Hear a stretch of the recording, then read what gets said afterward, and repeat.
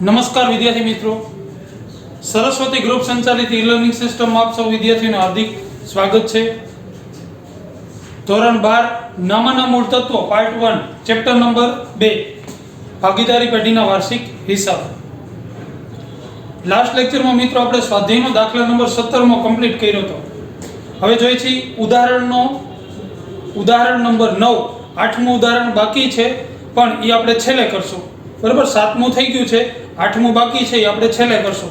હવે ડાયરેક્ટ છે આપણે 9મું ઉદાહરણ કમ્પ્લીટ કરી છે, જે તમારી ચોપડીના પેજ નંબર છે 69 પર આપેલું છે. 69 અને 70 પર એની રકમ આપેલી છે. બધાએ ચોપડી સામે રાખવાની છે અને સાથે છે કેલ્ક્યુલેટર રાખવાનું છે સરળતાથી, જેથી કરીને આપણે સરળતાથી ગણતરી કરી શકીએ.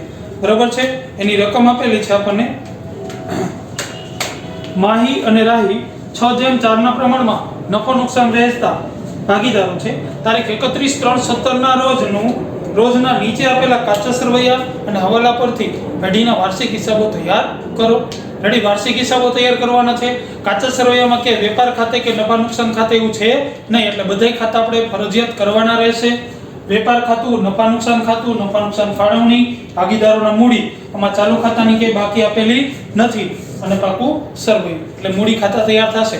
હેડિંગ બધાયમાં શું આવશે તો કે માહી અને રાહીનું તારીખ 31/3/17 રોજનું પૂરા થતા વર્ષનું વેપાર ખાતું, એજ હેડિંગ સહિત પૂરા થતા વર્ષનું નફા નુકસાન ખાતું, એજ હેડિંગ સહિત પૂરા થતા વર્ષનું ફાળવણી ખાતું, ભાગીદારોના મૂડી ખાતા, અને આમાં ના રોજનું પાકું સરવૈયું, રોજનું છેલ્લા દિવસનું. બરાબર, કેટલી લીટીના એ બધાને ખબર જ છે. બરાબર, જોઈએ પહેલા છે એ હવાલા કમ્પ્લીટ કરીએ.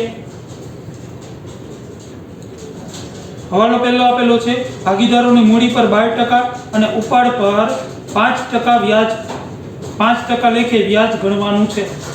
હવે જોવો મૂડી અને ઉપાડ પર, પેલા મૂડી અને ઉપાડ છે આપણને આપેલા છે. જો મૂડી આપેલી છે 20,000 અને 12,500, તો પેલા મૂડી છે એ લખી નાખશું. બાકી આગળ લાવ્યા,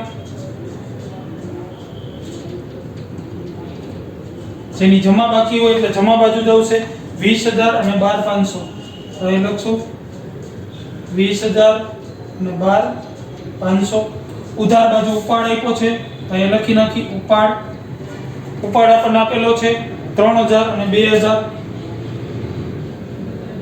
3,000 અને 2,000. હવે શું કીધું છે તો કે મૂડી પર 12% લેખે અને ઉપાડ પર 5% લેખે વ્યાજ ગણવાનું છે. હવે મૂડી પર છે એ 12%, તો 20,000 એને ગુણ્યા 12% એટલે આવશે 2,400 રૂપિયા. તો અહીંયા લખશું મૂડીનું વ્યાજ.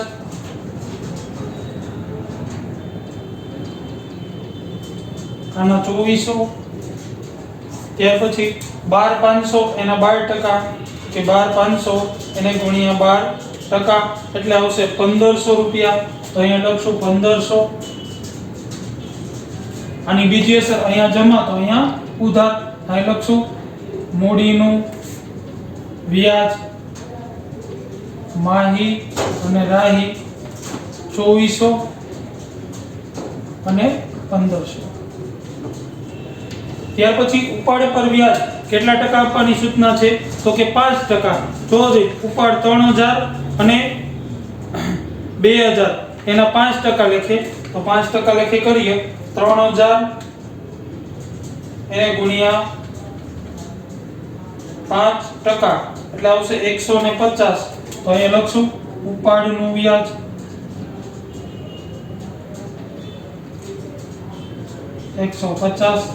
આના 5%, 10% એટલે 200, 5% એટલે 100. બરાબર, અહીંયા એક લીટી છોડી અને લખી નાખી ઉપાડનું વ્યાજ માહી અને રાહી 150 અને 100. આ પહેલો હવાલો આપણો કમ્પ્લીટ થઈ ગયો. ત્યાર પછીનો હવાલા નંબર 2 જોઈએ. માહીને વેચાણ પર 3% લેખે કમિશન આપવાનું છે. જો પેલા વેચાણ આપણને આપેલું છે, જમા બાજુ 2 લાખ રૂપિયા. ઉધાર બાજુ જોઈ લેવાનું, વેચાણ પરત એવો શબ્દ છે ક્યાંય, અથવા માલ પરત તો કે નથી. તો વેચાણ 2 લાખ આપ્યું છે, તો અહીં આપણે લખી નાખી વેચાણ કેટલું તો કે 2 લાખ રૂપિયા। હવે હવાલામાં શું કીધું છે જો, તો કે માહીને વેચાણ પર 3% લેખે કમિશન આપવાનું છે।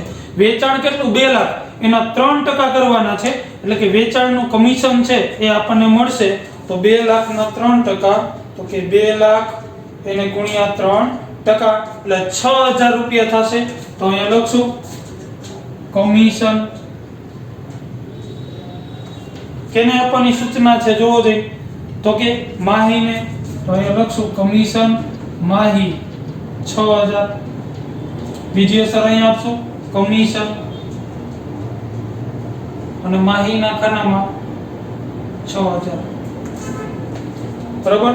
ત્યાર પછીનો હવાલો જોઈ, હવાલા નંબર 3, રાહીને દર મહિને 300 ધંધાના હેતુસર મુસાફરી ખર્ચ પેટે આપવાના છે।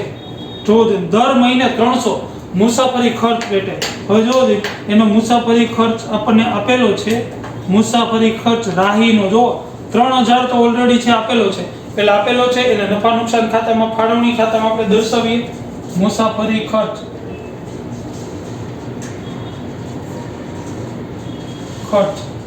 રાહી, બરાબર। જો કાચા સરવૈયામાં આપણને આપેલો છે 3000, બરાબર।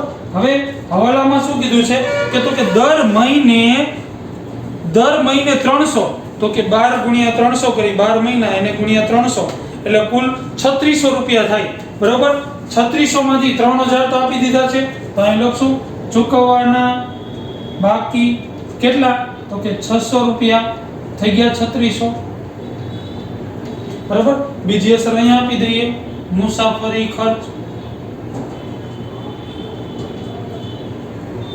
અને રાહીના ખાનામાં 600 રૂપિયા, બરાબર છે।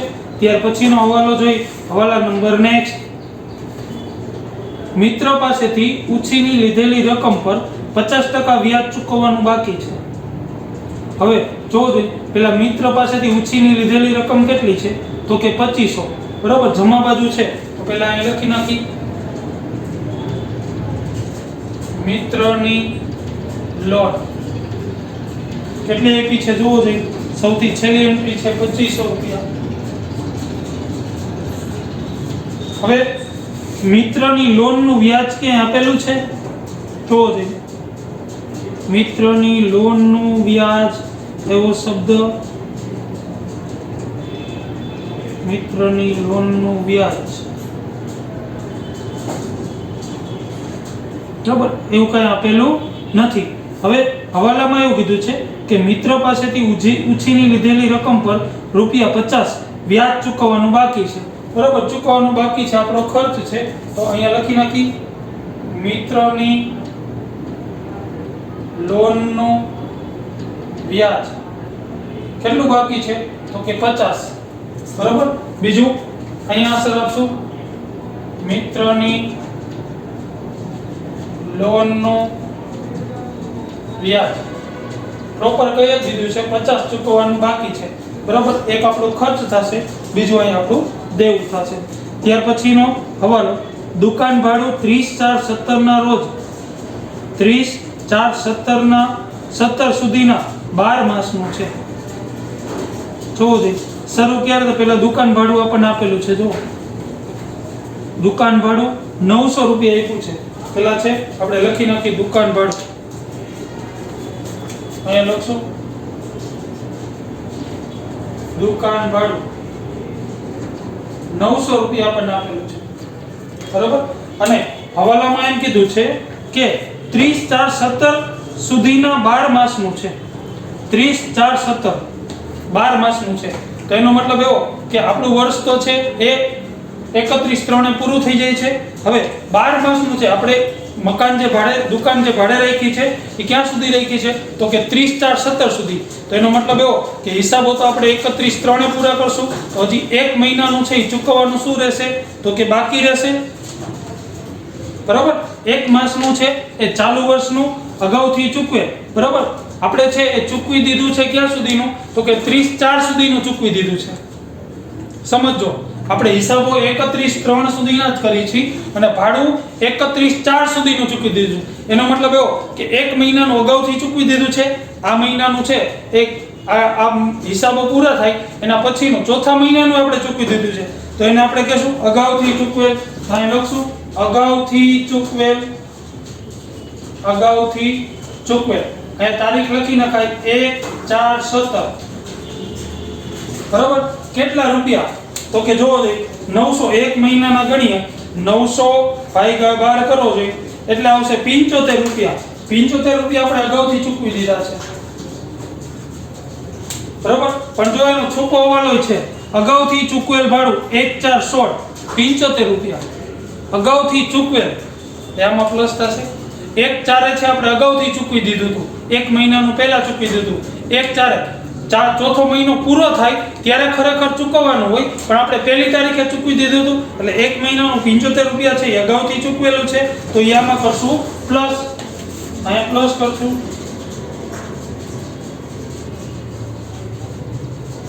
અગાઉથી ચૂકવેલ 1/4/16 કેટલા? કે 75 રૂપિયા. સમજો મહિનો વર્ષ ક્યારે પૂરું થાય છે? 1/4/17 પૂરું થાય છે. બરાબર. એટલે આપણે 1/4/17 નું ચૂકવી દીધું એટલે હિસાબો તો 31/3 સુધીના, તો આ છે એ અગાઉથી ચૂકવેલ કહેવાય. બરાબર. અને આ છે ગયા વર્ષે અગાઉથી ચૂકવેલ. ગયા વર્ષે જ્યારે અગાઉથી ચૂકવ્યું હોય ત્યારે માઈનસ કર્યું હશે, અત્યારે શું કરવાનું? તો કે પ્લસ. બરાબર. તો આ 900 ના 900 જ રહેશે. બરાબર છે. હવે આની બીજી અસર આવશે મૂડી દેવા બાજુ. જોવો જોઈએ અગાઉથી ચૂકવેલ છે 75 રૂપિયા છે મિલકત લેણા બાજુ, જે આપણે છે અગાઉથી ચૂકવેલ ભાડું ત્યાં નીચે એની બીજી અસર આપી દઈએ.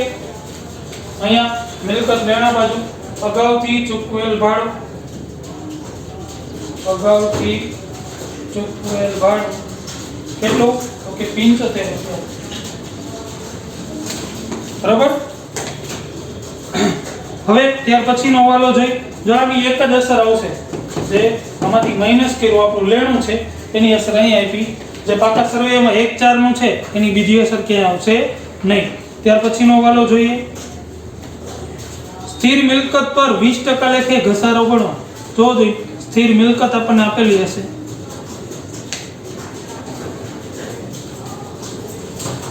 સ્થિર મિલકત બરાબર 1250 રૂપિયા આપણને આપેલું છે. જોવો જોઈએ સ્થિર મિલકત આપી છે 1250 રૂપિયા, તો એની ઉપર આપણે ઘસારો ગણવાનો છે. પહેલા અહીં લખી નાખશું સ્થિર મિલકત.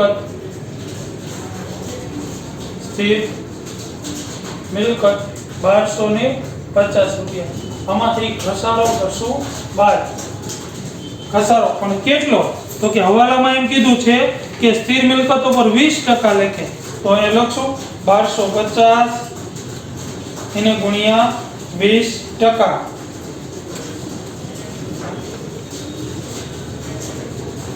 એટલે આવશે 250 રૂપિયા. તો 12 વધશે 1000. એની બીજી અસર અહીં આપી દઈએ. સ્થિર મિલકતનો ઘસારો. સ્થિર મિલકતનો ઘસારો કેટલો? તો કે 250 રૂપિયા. ત્યાર પછીનો હવાલો જોઈ. 250 ઉઘરાણી વસૂલ થઈ શકે તેમ નથી તેવી શંકા છે. શંકા હોય એને શું કહેવાય? તો કે ગાલખાત. બરાબર. ઉઘરાણી વસૂલ થઈ શકે તેમ નથી તેવી શંકા છે. ઉઘરાણી હજી તો વસૂલ થઈ શકે તેમ નથી તેવી શંકા છે, એને કહેવાય ગાલખાત અનામત. જો એમ કીધું હોત કે વસૂલ થઈ શકે તેમ નથી તો ગાલખાત કહે, પણ હજી તો શંકા છે એટલે એને શું કહેશું? તો કે ગાલખાત અનામત. તો જોવો જોઈએ ઉધાર બાજુ આપણને દેવાદારો આપેલા હશે. દેવાદારો આપ્યા છે 5000, તો પહેલા લખશું અહીંયા દેવાદારો 5000. 5000. હવે શંકા છે એવું કીધું છે એટલે કહેવાય ગાલખાત અનામત. જો એવું કીધું કે વસૂલ થઈ શકે તેમ નથી તો ગાલખાત કહે, પણ હજી તો શંકા છે એટલે ગાલખાત અનામત કહેવાય. કેટલા રૂપિયા? તો કે 250. તો અહીંયા આવશે 4750. બરોબર. જોવો જોઈએ જમા બાજુ કે ગાલખાત જમા બાજુ કે ઘાલ ખાતે અનામત નથી, ઉધાર બાજુ કે ઘાલ ખાતે એવો શબ્દ છે નથી, તો આપણે છે એ ઘાલ ખાતે અનામત તરીકે અહીં લખી નાખશું 250 ઘાલ ખાત અનામત 250 રૂપિયા. રેડી? ત્યાર પછીનો હવાલો જોઈ. આખર માલનો સ્ટોક 19/0/25 હતો, તો આખર માલનો સ્ટોક લખી નાખી. અહીં લખશું આખર સ્ટોક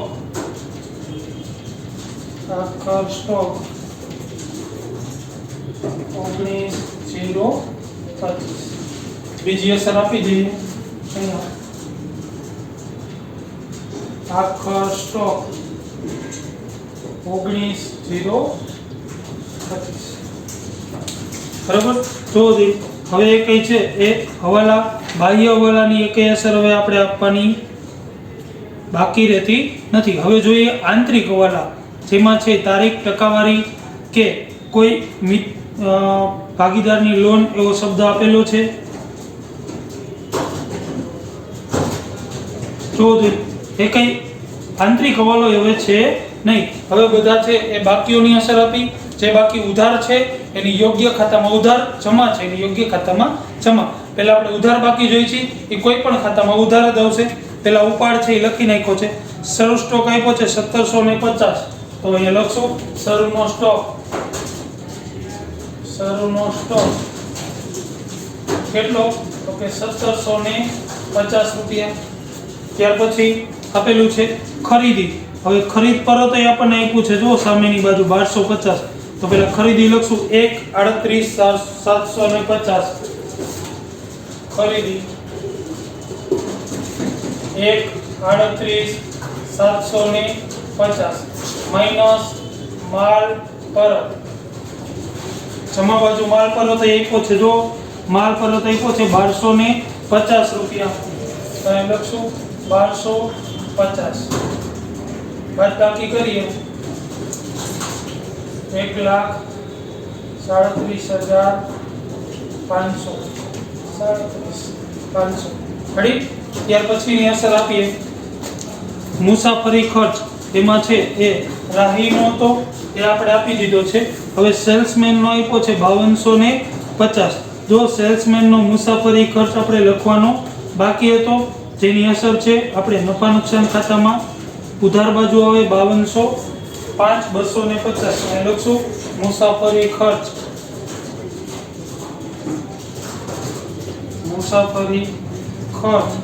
5250. રેડી? ત્યાર પછી આગળ જોઈએ દુકાન ભાડું, એનો હવાલો હતો. દેવાદારો આવી ગયા એનો હવાલો હતો. લારી ભાડું, માલ એવો શબ્દ છે એટલે આવક માલ ગાડા ભાડું હોય 7500. અહીંયા લખશું લારી ભાડું 5200. લારી ભાડું કેટલું આપ્યું છે? 7500. લખશું 7500. ત્યાર પછીની અસર આપીએ. લારી ભાડું આવી ગયું. જાહેરાત ખર્ચ 10000, તો જાહેરાત ખર્ચ અહીંયા આવશે નફા નુકસાનમાં ઉધાર બાજુ જાહેરાત ખર્ચ 10000. બરાબર? ત્યાર પછીની અસર જોઈએ. અગાઉથી ચૂકવેલ ભાડું જે આપણે આપી દીધી, વટાવને કસર આપેલું છે 4250, તો અહીં લખશું વટાવ કસર 4250. ત્યાર પછી ધર્માદા ખર્ચ નિયાજ આવશે 10000. આપણને ધર્માદા ખર્ચ આપેલો છે 10000, એની અસર એ છે એ નિયાજ આવશે નફા નુકસાનમાં ઉધાર બાજુ. અહીં લખશું ધર્માદા ખર્ચ 10000. ત્યાર પછીની બાકી જોઈ આવકવેરો, એ પણ નિયાજ આવશે. આવકવેરો છે આપણા માટે છે એ ખર્ચ કહેવાય, એટલે 12500. આવકવેરાની અસર અહીંયા જ આવશે 12500. આવકવેરો 12500.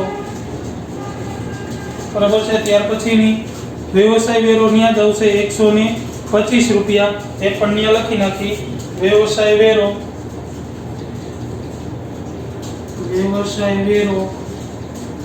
125 રૂપિયા। ત્યાર પછી બેંક ઓવરડ્રાફ્ટનું વ્યાજ 6000 રૂપિયા, એ પણ ન્યા જ આવશે। બેંક ઓવરડ્રાફ્ટનું વ્યાજ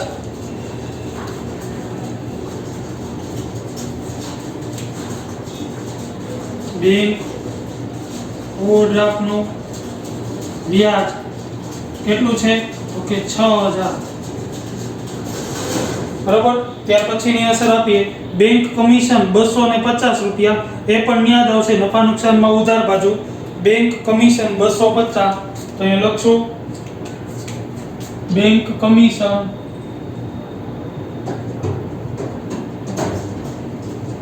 250 રૂપિયા।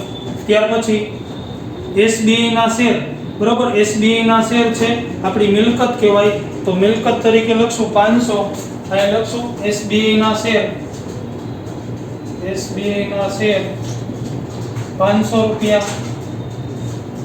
ત્યાર પછી સ્થિર મિલકત જેનો હવાલો હતો, સ્થિર મિલકતનો નિભાવ ખર્ચ 500, બરાબર, નિભાવ ખર્ચ આપણા માટે ખર્ચ છે, અહીં લખશું સ્થિર મિલકત નિભાવ ખર્ચ કેટલા તો કે 500 રૂપિયા। ત્યાર પછી રોકડ શિલક 450, અહીં લખશો રોકડ શિલક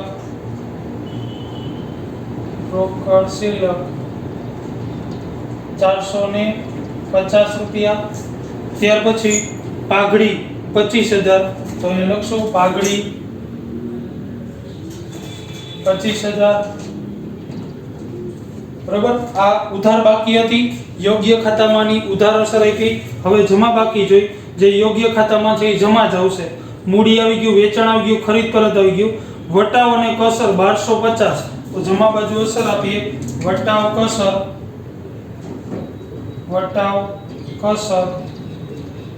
1250 રૂપિયા।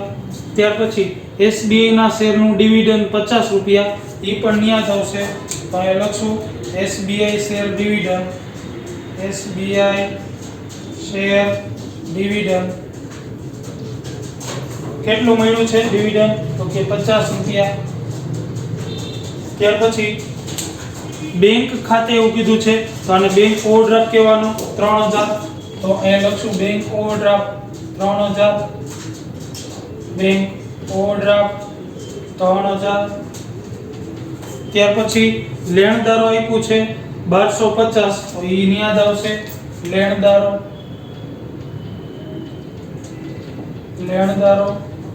1250। આવી રીતના છે એ બધી જ અસરો છે એ આંતરિક અને બાહ્ય હવાલાની અસરો આપી દીધી।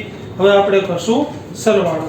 પેલા વેપાર ખાતું છે એ બંધ કરશું, વેપાર ખાતું બંધ કરશું, એનો સરવાળો લઈ જશું, જે તફાવતની રકમ મળશે એ નફા નુકસાન ખાતે લઈ જશું। પેલા જમા બાજુનો સરવાળો છે એ વધુ છે, જો એમને ખબર પડી જાય, કારણ કે અહીંયા 2 લાખ છે અને 19,025 એટલે 2 લાખ પ્લસ 19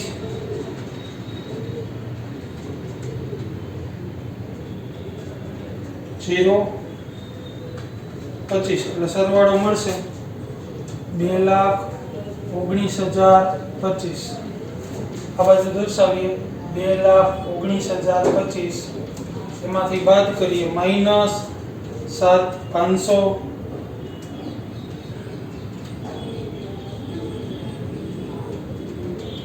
-1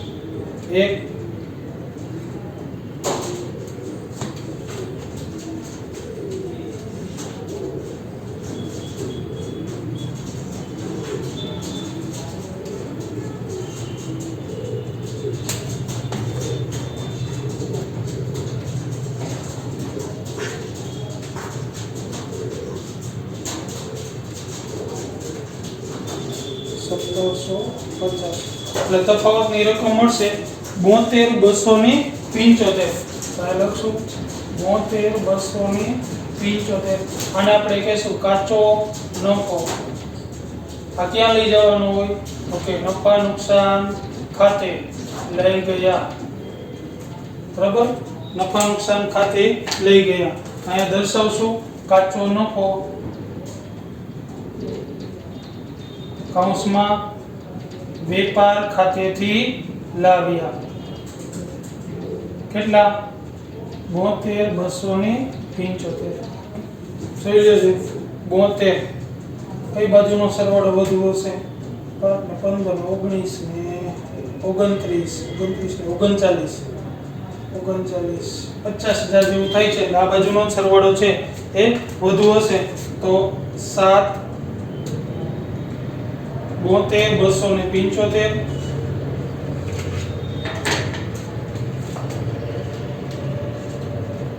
પ્લસ 1250 પ્લસ 50 એટલે ટોટલ મળશે 73,575. જમા બાજુનો સરવાળો આપણને મળશે 73,575. આ બાજુ દર્શાવીએ 73,575. એમાંથી બધી જ બાકીઓ છે આપણે બાદ કરીએ. 73,575 માંથી માઈનસ 500 ને 250 એટલે 750 માઈનસ 6,000 માઈનસ 125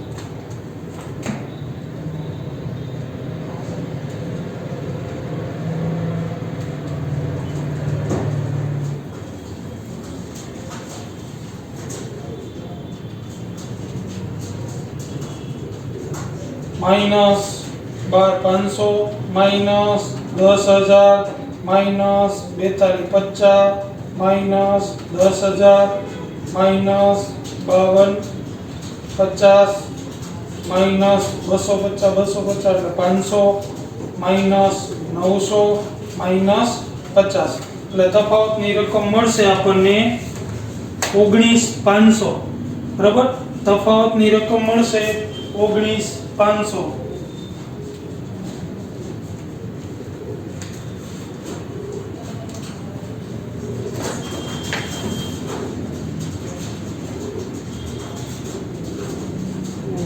બે વસ્તુ આપણે છે એ લખવાની રહી ગઈ છે. ઉઘરાણી પગાર છે એ બાકી રહી ગયો છે, અહીંયા દર્શાવી દઈએ.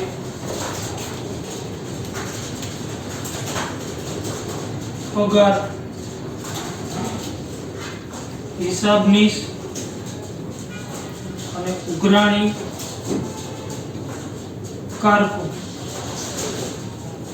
બરાબર, હિસાબનીશનો પગાર બાકી રહી ગયો છે 2500 અને 12,50.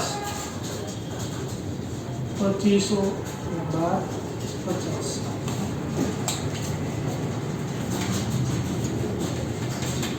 બરાબર, તો એમાંથી બાદ કરતા તફાવતની રકમ મળશે 19,500. અને લખશું 19,500 અને આપણે કહીશું ચોખ્ખો નફો અને લઈ જવાય નફા નુકસાન ફાળવણી ખાતે લઈ ગયા. બરાબર, અહીંયા લખશું ચોખ્ખો નફો ક્યાંથી લઈ આવ્યા? તો કે નફા નુકસાન ખાતેથી લાવ્યા. કેટલા? તો કે 19,500. આ બાજુનો સરવાળો વધુ હશે 19,1500. આ બાજુનો સરવાળો કરીએ 19,500 પ્લસ 150 પ્લસ 100 એટલે મળશે 19,750. એટલે મળશે 19 લખીએ 19,750. આ બાજુ દર્શાવીએ 19,750. એમાંથી બાદ કરીએ 19,750 માઈનસ 2400 માઈનસ 1500 માઈનસ 6,000 માઈનસ 3600. એટલે તફાવત મળશે 6,250. 6,250 અને આપણે કહીશું વેચણી પાત્ર નફો. જો દાખલાની શરૂઆતમાં છે પ્રમાણ આપેલું છે, બરાબર, આનું પ્રમાણ આપી દીધું દાખલાની શરૂઆતમાં.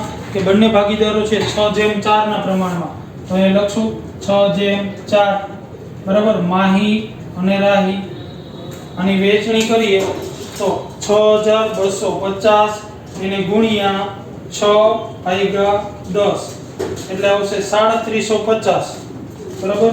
અને આવશે 3750. બીજાનો મેળવીએ તો કે 6250 ગુણ્યા 4/10 એટલે બીજાનો મળશે 2500 રૂપિયા.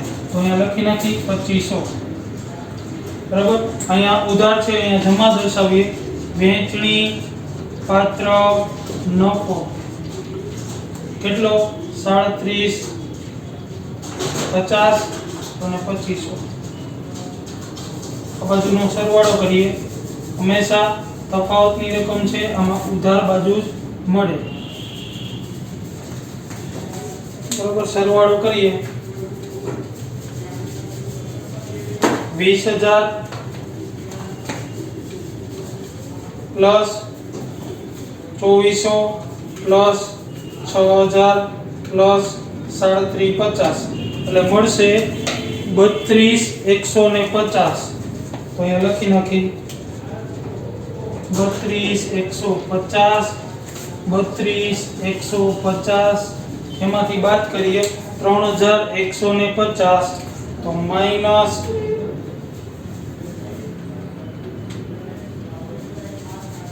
3150 એટલે તફાવત મળશે 29000.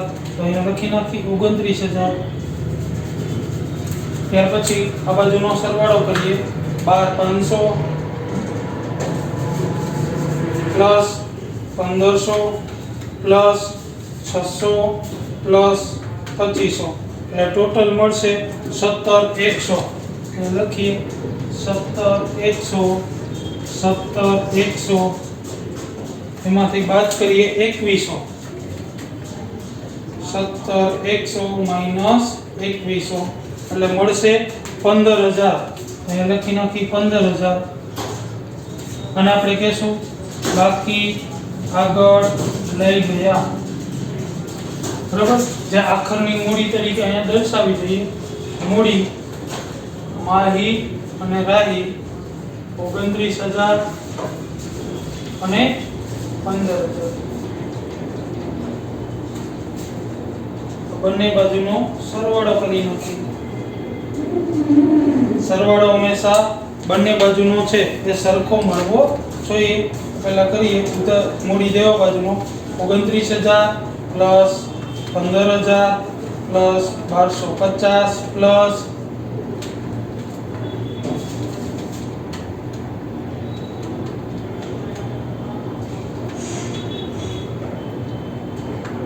2500 પ્લસ 3000 પ્લસ 50 એટલે મળશે 50800. આ બાજુ મળશે 50800. તો આ બાજુ કેટલા મળવા જોઈએ તો કે 50800. તો એ આપણે છે એ કન્ફર્મ કરી લેવાનું બરાબર. 1000 plus 4750 plus 25000 plus 450 plus 500 plus 75 plus 19,025 એટલે મળી જશે 50800. આ રીતના છે. છેલ્લે બંને બાજુનો સરવાળો છે એ સરખો મળી જવો જોઈએ તો આપણો દાખલો સાચો. તો તમે છેલ્લે છે એ સ્વાધ્યાયનો દાખલા નંબર 17 કરેલો હશે. પછી હેડિંગ આપવાનું ઉદાહરણ નંબર 9 પેજ નંબર 69 અને 70. પાંચેય ખાતા તૈયાર કરવાના રહેશે. ખાતા તૈયાર થઈ જાય પછી એમાં એન્ટ્રી આપી દેજો બરાબર. આ રીતના આપણો દાખલો પૂરો થશે. ઉદાહરણ નંબર 8 હજી બાકી છે એ છેલ્લે કરશો કારણ કે છે એ કન્ફ્યુઝન વાળું છે ને મોટો દાખલો છે બરાબર. વધારે સમય માંગી લેવો એટલે આપણે એ છેલ્લે કરશું. રેડી. નેક્સ્ટ લેક્ચરમાં છે આપણે નેક્સ્ટ ઉદાહરણ અથવા સ્વાધ્યાયના દાખલા તરફ આગળ વધશું. ઓકે મિત્રો, થેન્ક યુ.